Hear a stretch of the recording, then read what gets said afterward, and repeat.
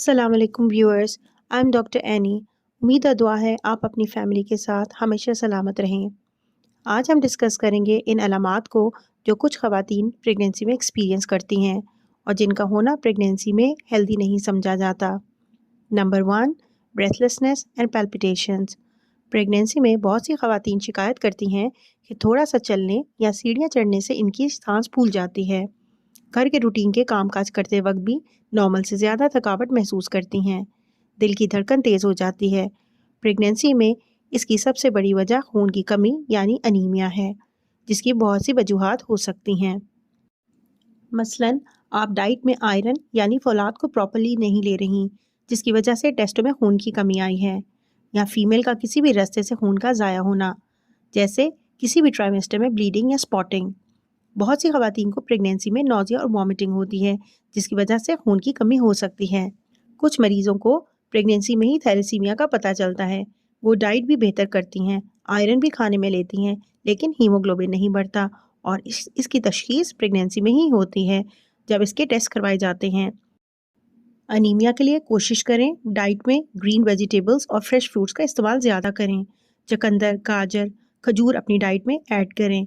कलेजी, कीमा, red meat यानी गोश्त का इस्तेमाल ज़्यादा करें। दूध और अंडों का इस्तेमाल करें। अनार, माल्टे और स्ट्रॉबेरी का जूस भी मुफीद है। फिज़ी ड्रिंक्स और जंक फूड को अवॉइड करें। Number 2, itching in pregnancy.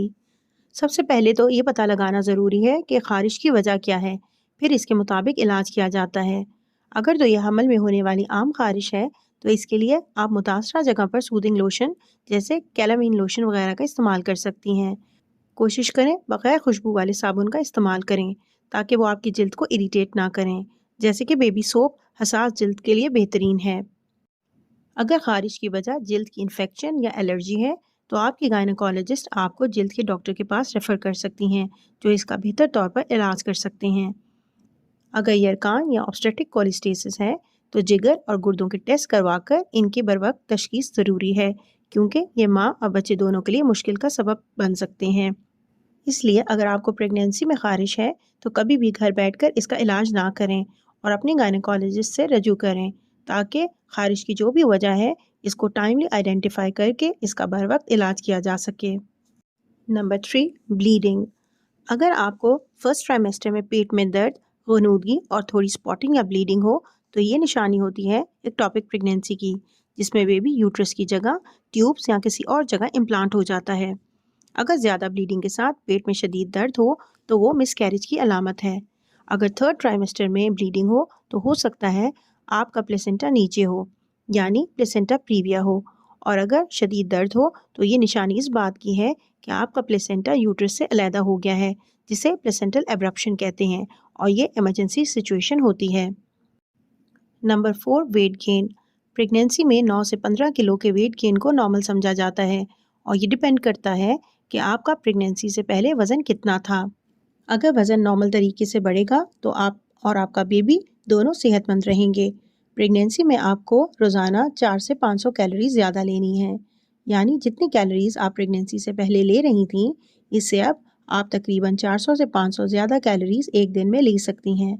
और कोशिश करें ये कैलोरीज हेल्दी हों ताकि आपका वेट गेन भी हेल्दी हो। ज़्यादा वेट गेन होने की सूरत में माँ को शुगर और ब्लड प्रेशर हो सकता है और सिजेरियन सेक्शन के चांसेस बढ़ जाते हैं। नंबर 5, बैक एक। बहुत सी ख़वातीन प्रेगनेंसी में बैक एक की कंप्लेन करती हैं और इसकी वजह कैल्शियम और विटामिन डी की कमी है। अगर आपकी हड्डियां कमज़ोर होंगी तो वो प्रेगनेंसी का स्ट्रेस बर्दाश्त नहीं कर पाएंगी और इनमें दर्द होना शुरू हो जाएगा। तो जिन ख़वातीन में प्रेगनेंसी से पहले ही कैल्शियम और विटामिन डी की कमी होती है, इनमें कमर दर्द ज़्यादा होता है। ऐसी ख़वातीन को हम प्रेगनेंसी में नॉर्मल डोज से ज़्यादा कैल्शियम और विटामिन डी देते हैं ताकि प्रेगनेंसी में वो इसकी कमी का शिकार ना हो। कैल्शियम और विटामिन डी के लेवल्स को प्रेगनेंसी में रेगुलरली ज़रूर चेक करवाते रहें, क्योंकि हमारे रीजन की तकरीबन 7 से 80% आबादी में विटामिन डी और कैल्शियम की कमी पाई जाती है। Number 6, leg swelling.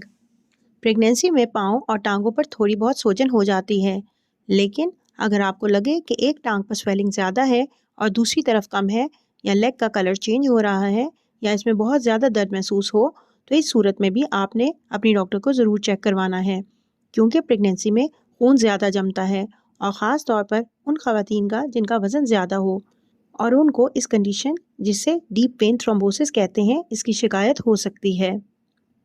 Number 7، falling during pregnancy. کئی بار ایسا ہوتا ہے کہ خواتین کا پاؤں سلپ ہو جاتا ہے یا کسی ایکسیڈنٹ کی وجہ سے وہ گر جاتی ہیں، تو اس صورت میں بھی ڈاکٹر کو چیک کروانا لازمی ہے۔ بے شک آپ کو بیبی کی حرکت ٹھیک محسوس ہو رہی ہے اور آپ کو لگ رہا ہو کہ سب ٹھیک ہے، پھر بھی ایک بار ڈاکٹر سے معائنہ کروا کر اچھی طرح تسلی کر لیں۔ Number 8، fatigue and weakness during pregnancy. اگر آپ کو پریگنینسی میں بہت زیادہ کمزوری اور تھکاوٹ محسوس ہو رہی ہے تو اس سلسلے میں آپ نے اپنی ڈاکٹر سے کنسلٹ ضرور کرنا ہے۔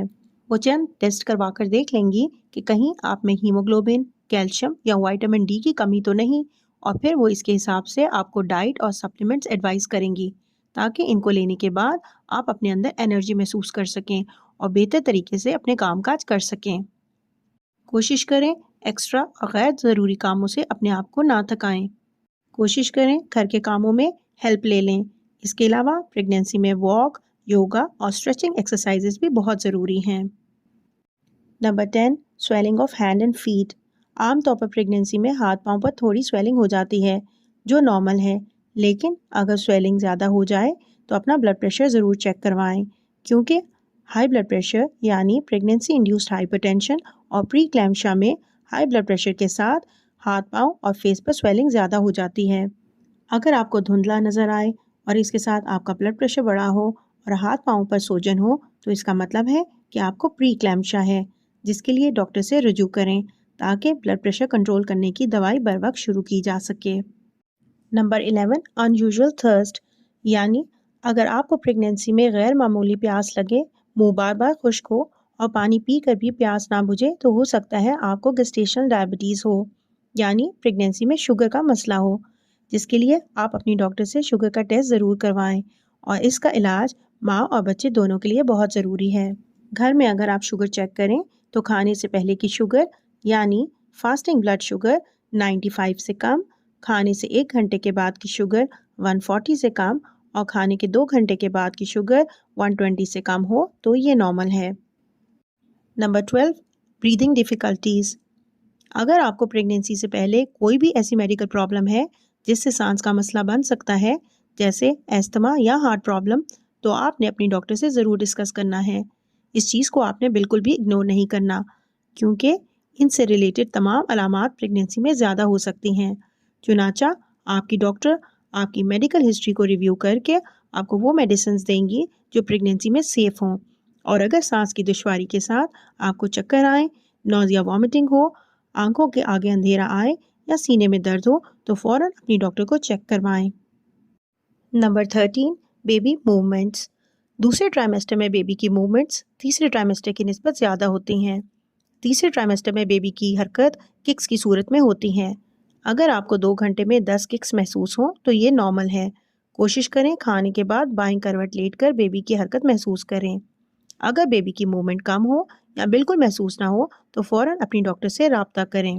بیبی کی موومنٹ کم ہو تو ہمیں کیا کرنا چاہیے، اس سلسلے میں نے ویڈیوز بنا رکھی ہیں، وہ آپ دیکھ لیں تو آپ کو انفارمیشن مل جائے گی۔ Number 14، preterm labour pains and leaking, یعنی وقت سے پہلے دردیں۔ اگر آپ کو تیسرے ٹرائمیسٹر میں یعنی 7ویں 8ویں مہینے میں کمر میں کھچاؤ کے ساتھ پیٹ میں شدید درد محسوس ہو تو اس کا مطلب ہو سکتا ہے آپ پری ٹرم لیبر میں جا رہی ہیں۔ اس کے لیے آپ کو فوراً ایمرجنسی ڈاکٹر سے چیک کروانا ضروری ہے، کیونکہ پری میچور لیبر پریگنینسی میں کسی وقت بھی شروع ہو سکتی ہے۔ اگر بیبی کا واٹر بیگ 9 ماہ پورے ہونے سے پہلے لیک ہو جائے تو اس کا مطلب ہے کہ آپ کی ڈیلیوری ٹائم سے پہلے ہو سکتی ہے۔ اس کے لیے بھی آپ اپنی گائنیکالوجسٹ سے کانٹیکٹ ضرور کریں۔ امید ہے آپ کو میری آج کی ویڈیو انفارمیٹیو لگی ہوگی۔ اس سلسلے میں آپ کے ذہن میں کوئی سوالات ہیں تو آپ کمنٹ سیکشن میں پوچھ سکتی ہیں۔ خدا پاک آپ کو صحت مند اولاد سے نوازیں۔ دعا میں یاد رکھیے گا۔ شکریہ۔ اللہ حافظ۔